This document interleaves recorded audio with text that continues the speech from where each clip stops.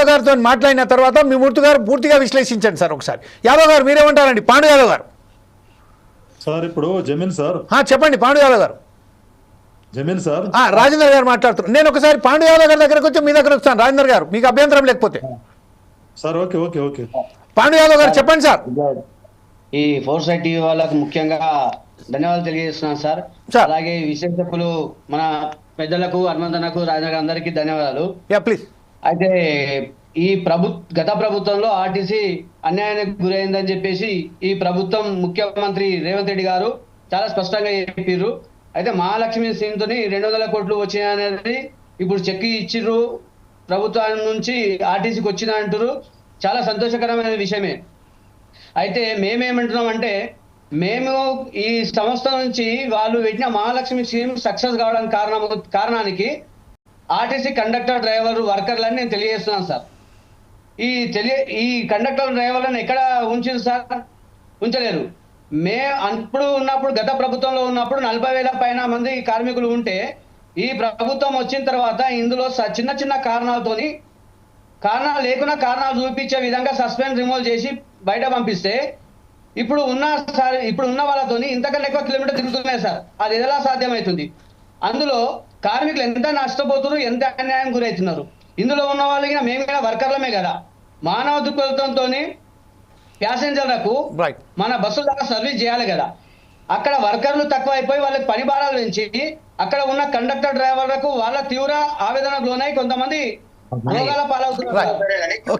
Mahalakshmi scheme పెట్టి అందరికి మేలు చూస్తుంటే మరి ప్రభుత్వం జనాలకి మేలు చేస్తుందా?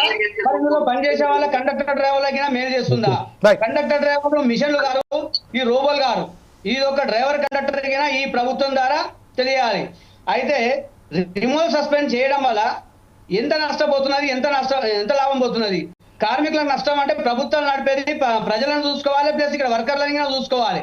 మాకు తప్పు లేకుండా తప్పున చూపించినప్పుడు మేము ఈ ప్రభుత్వం సీఎం గారికి విన్నవించుకున్నప్పుడు మీ తప్పు లేదని చెప్పేసి ఒక కమిటీ వేపించి గవర్నమెంట్ ఒక జీవో ఇచ్చింది. ఆ జీవో ప్రకారంగా ఆర్టీసీ ఎండి సజ్జనార్ గారు వీళ్ళందరికీ విధుల్లోకి తీసుకోవాలి. తీసుకుంటలేరు. తీసుకోకుండా వర్కర్లను తగ్గించి రోడ్డు మీద జనాలు ఏ విధంగా పోతున్నారు, ప్రజలు తిడుతున్నారు. ఎవరిని తిడుతున్నారు? ఆర్టీసీని కాదండి, ఇక్కడ ఉన్న ముఖ్యమంత్రి ప్రభుత్వానికి తిడుతున్నారు. ఈ ముద్ర హనుమంత్ గారికి ఒకసారి తెలుసుకోవాలి. ఎందుకంటే వాళ్ళు కాంగ్రెస్ పార్టీలో ఉన్నారు కాబట్టి ఒక ప్రభుత్వం నడిపినప్పుడు ప్రభుత్వ యంత్రాంగాన్ని ప్రజలు తిడుతున్నారు. అంటే ఇక్కడ వర్కర్ లేక ఈ వర్కర్ సంస్థలో ఉండి కారణాలతో చిన్న చిన్న కారణాలతో రిమూవ్ సస్పెండ్ చేయడం ఎంతవరకు కరెక్ట్ ఇది? అయితే సర్కులర్ ఉండొచ్చు. గత యూనియన్ నాయకులు ఈ సర్కులర్ తీసుకొచ్చిర్రు. ఎండి గారికి మానవత్వంతో డ్యూటీ తీసుకోవాల్సిన అథారిటీ ఉంది. అయితే తీసుకోలేకపోయినా ఇప్పుడు ప్రభుత్వం ఒక జీవో ఇచ్చినప్పుడు బాగిన తీసుకుంటే మేము అందులో భాగ్యస్వామ్యం కదా. ఈ 200 కోట్లు ఇచ్చిరని సంతోషపడాలనా, బాధపడాలనా? అందులో ఉన్న ఆర్టీసీ డిపోలో పనిచేసే వాళ్ళు కూడా అనుకుంటున్నారు సార్ 100 రోజుల ప్రోగ్రాం, పండుగల ప్రోగ్రాం అని చెప్పేసి నానా రకాల ఇబ్బందులు పడుతున్నారు. కాబట్టి వీళ్ళ జీవితాలైనా చూసుకునేది ఈ ప్రభుత్వమే సార్. ఈ ప్రభుత్వం 200 కోట్లు ఇస్తాం. మరి మేమేం తప్పు చేసినాము? ఈ ప్రభుత్వంలో ఈ ఆర్టీసీ మాదే అని మేము ఎన్నిసార్లు మేము రాత్రనక పగలనక కష్టపడి ఆర్టీసీని కాపాడుకున్నాం.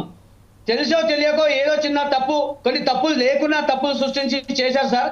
దీని గురించి 1 అప్పీలు, 2 అప్పీలు, 3 అప్పీలు ఉన్నాయి. 3 అప్పీలు తగిన మేము డ్యూటీ చేసుకోలేకపోతున్నామా? వీళ్ళ దృష్టిలో మేము దొంగలమా? ఓకే యాదవ్ గారు, ఇదే విషయంపై ఒకసారి రాజేందర్ గారు ఏదో రాజేందర్ గారు